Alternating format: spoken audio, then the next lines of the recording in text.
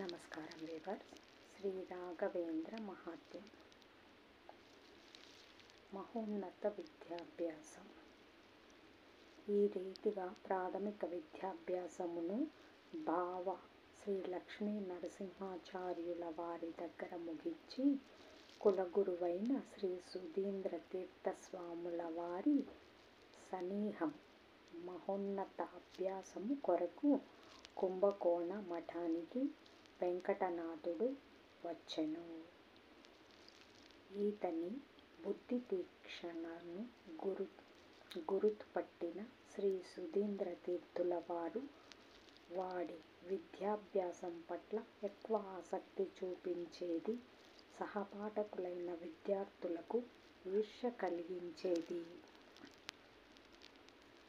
తరువాయి వ్యాకరణ తర్కశాస్త్రములను, మధ్యాహ్నములో పూర్వ మీమాంసా శాస్త్రమును వెంకటనాథుడు అధ్యయనము చేస్తుండెను అని వారి చదువు యొక్క సమయ పట్టికను రాఘవేంద్ర విజయములో విశదముగా వర్ణించినారు.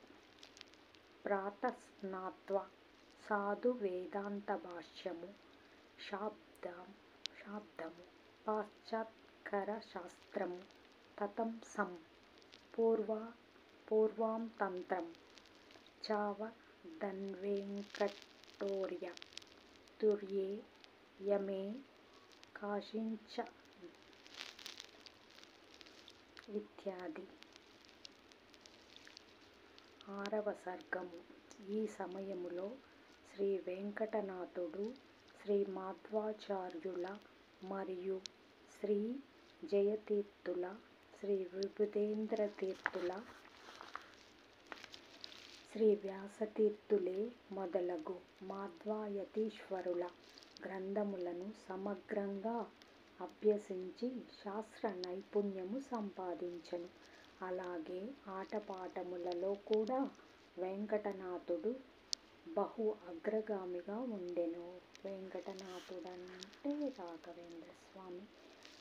నిండు నదీ ప్రవాహములో లీలాజాలముగా ఆయన ఎదురు ఈత కొట్టేది చూస్తే ముందు ఈతడు వేదాంత మార్గములో కూడా ఎలాంటి పరిస్థితి వచ్చినా దూసుకుపోగల చాకచక్యత ఉండటం కనబడుతుండెను. స్పష్టమైన వేదోచ్చారణము మరియు సంగీతమునందు స్వరముల అభ్యాసము మరియు వీణావాదనలో నైపుణ్యములు వెంకటనాథునికి పుట్టుకతో వచ్చిన దేవుని వరములని చెప్పవచ్చు. శ్రీ సుధీంద్ర తీర్థులకు ఇలాంటి శిష్యాగ్రేసరుడు దొరికినందుకు అమితానందము కలిగెను. ఆ కాలములో అధ్యయనాదులకు, గ్రంథముల సమగ్ర పరిశీలనకు కాలపరిమితే లేకపోతుండెను. అధ్యయనము చేసిన శాస్త్రములో అసదృశ పాండిత్యము సంపాదించేదే ముఖ్య గురిగా ఉండెను.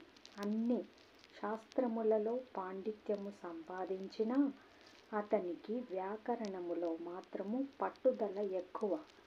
గొప్ప పరిశ్రమము చేసినందున వ్యాకరణములో తలస్పర్శ జ్ఞానము కలిగెను. ఆ కాలములో ఉన్న పండిత మండలి కూడా తమ కంటే తమ శిష్యులు గొప్ప పండితులైతే శిష్యాదిచ్చేత్ పరాజయం అని లోకోక్తి అనుగుణంగా శిష్యులతో ఓడిపోయినా సంతోషంతో శిష్యులను దీవించేవారు. అంటే శిష్యుడితో ఓటమిని ఒప్పే విశాల మనోభావం కలవారు ఆ విద్వాంసులు. ఇలా సమయము పోతుండగా వెంకటనాథునికి తారుణ్యము ప్రాప్తమైంది. దైవాంశి కనుక అతని సౌందర్యము నవమన్మదాకృతే అయి ఉండెను. అలాంటి వేదాంత పారంగతుడై ఉన్న సకల కళలలో మహోన్నత విద్వంతుడిని, సుగుణశాలి అయిన అతనిలో తిలమాత్రము అహంకారము లేక మూర్తీభవించిన వినయ విధేయతే వెంకటనాథునిగా కనబడుతుండెను. ఈతనికి కొత్తగా వచ్చిన సూక్ష్మమైన గడ్డమీసములు ముఖములో ఉండు వేదరాశి రూపనిధికి గొలుసు తాళము వేసినట్టు కనబడుతుండెను. మన ప్రాచీన పరంపర అంటే తను చదువుతూ చిన్నవారికి కూడా అధ్యాపన చేయుట.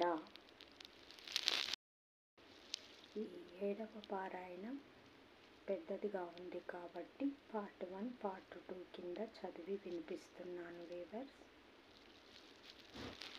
పూజ్యాయ రాఘవేంద్రాయ సత్యధర్మరథాయ చ భజతాం కల్పవృక్షాయ నమతాం కామధేనువే. ఓం శ్రీ రాఘవేంద్ర స్వామినే నమః.